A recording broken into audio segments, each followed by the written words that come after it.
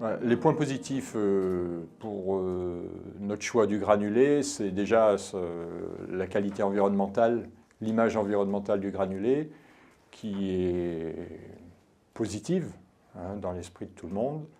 Et surtout quand on est dans des zones où il n'y a pas une énergie comme le gaz et où les alternatives sont le fuel qui lui a une mauvaise image. Donc voilà. Déjà l'image positive c'est ça. Après il y a des alternatives comme la pompe à chaleur, mais elle a un gros défaut, c'est qu'elle ne sait pas faire de la haute température et dès qu'on a des installations d'hébergement avec des besoins d'eau chaude sanitaire, le bois granulé a un gros avantage pour nous.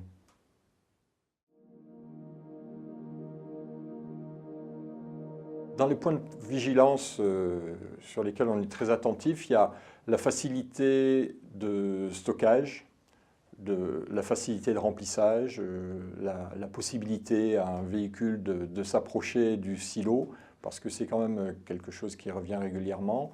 Dans la vie du bâtiment, il ne faut pas qu'à terme, ce soit un problème pour l'utilisateur.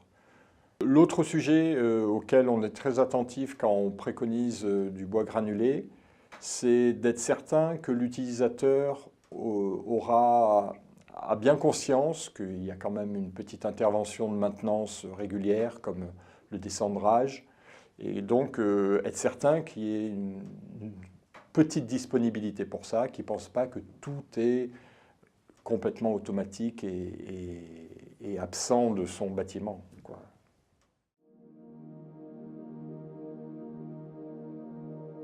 J'ai regardé qu'on a depuis 5-6 ans réalisé une quinzaine d'installations granulées, un peu de toute taille, ça peut être des fois dans une villa où on est intervenu, ce qui est assez rare.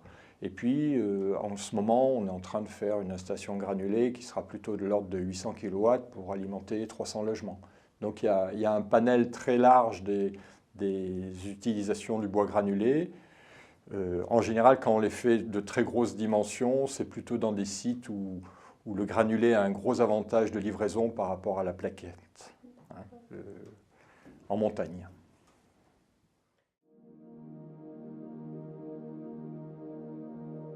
La typologie est très vaste. On utilise le granulé sur tout type de bâtiment, que ce soit de la maison individuelle, on a fait des écoles, on fait des hôtels, des résidences de tourisme, du logement, même du logement social, avec des petites installations, comme on a fait à Salins récemment, ou des grosses installations. À Chambéry, on avait fait 500 kW au granulé, souvent pour des raisons de facilité de remplissage. Quand il y a des difficultés de remplissage des silos, le granulé a un gros avantage, c'est que c'est simple, alors que le bois déchiqueté, lui, forcément, il y a une infrastructure pour remplir les silos qui est beaucoup plus contraignante.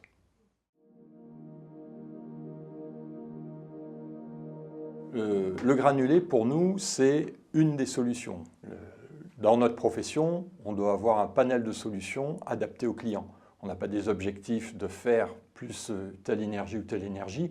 On a pour objectif d'amener la meilleure réponse aux clients. Et donc, il se trouve que nous sommes sur un marché en Savoie, en montagne, où le bois granulé a une large place parce que beaucoup de ces zones où on intervient ne sont pas alimentées par un réseau d'énergie comme le gaz. Et du coup, le granulé est presque systématiquement une des possibilités pour nous. Donc, il y a une possibilité de développement importante. Et en tout cas, tous les jours, on se pose la question, est-ce que le granulé n'est pas la meilleure solution pour notre bâtiment? En zone urbaine, le granulé, il a un avantage, c'est qu'il est assez facile à livrer et donc on l'envisage aussi en zone urbaine.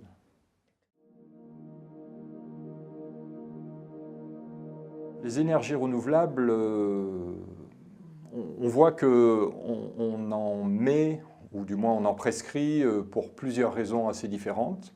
Ça peut être des raisons géographiques, par exemple le Grand Lyon Habitat nous impose d'avoir 15% d'ENR Et du coup, bon, voilà, on se pose la question laquelle on va mettre. Nos clients peuvent être sensibilisés à ce sujet. Et donc, on peut en mettre. La part de NR qu'on met dépend beaucoup de la demande de notre client. On peut être prescripteur, on peut proposer. On a un exemple, par exemple, à Brive-les-Bains, où on a fait un hôtel de 50 chambres, où on a fini, après avoir analysé plusieurs solutions, on a fini avec une chaufferie 100% granulée, avec 2 chaudières et du solaire thermique sur le bâtiment. Pour un client qui n'avait pas forcément une demande évidente de NR, mais dans le montage, dans les arguments, finalement on est arrivé à cette solution qui a été réalisée et qui fonctionne très bien.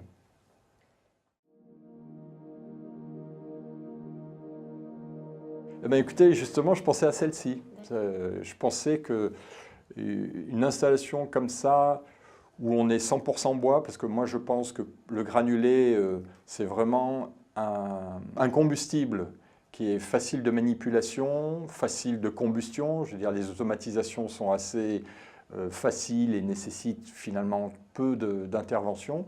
Et donc, nous, on étudie assez systématiquement la possibilité d'être 100% bois granulé quand on utilise du granulé, alors que souvent, quand on est en bois déchiqueté, on a tendance à mixer 2 énergies pour du secours, parce que mettre 2 chaudières en bois déchiqueté, c'est un peu plus complexe, alors qu'en bois granulé, les dimensions font que ça s'y prête bien. Voilà. Donc,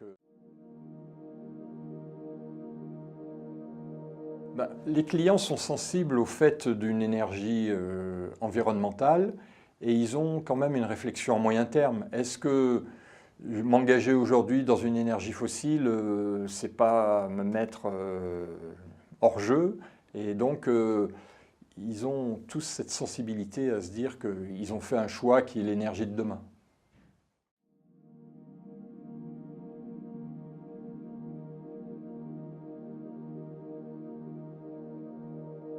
Donc, moteur de calcul de la RT 2012, donc nous, il y a 2 étapes. On saisit d'abord l'enveloppe du bâtiment, tout ce qui est parois, les fenêtres, les épaisseurs d'isolation. Et dans un deuxième temps, on saisit les systèmes, donc les systèmes de ventilation, les chaudières. Et avec ces données, le logiciel nous calcule 3 valeurs.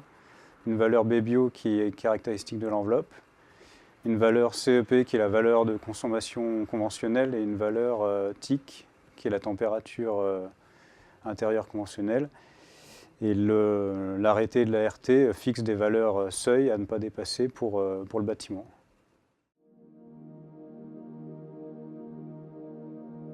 Donc quand on a des bâtiments qui sont chauffés au bois granulé, pour nous l'impact que ça a dans la saisie, c'est au niveau des systèmes de chauffage, au niveau de la génération de chaleur, on va rentrer là où les chaudières qui ont été prescrites avec leurs caractéristiques de puissance, de rendement de combustion, de consommation électrique. Et c'est ça l'impact du granulé dans notre saisie pour le calcul RT 2012.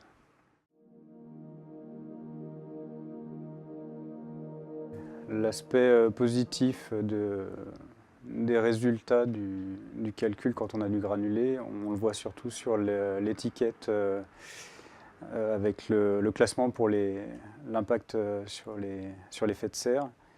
On a un résultat qui est très positif quand on a un système bois granulé.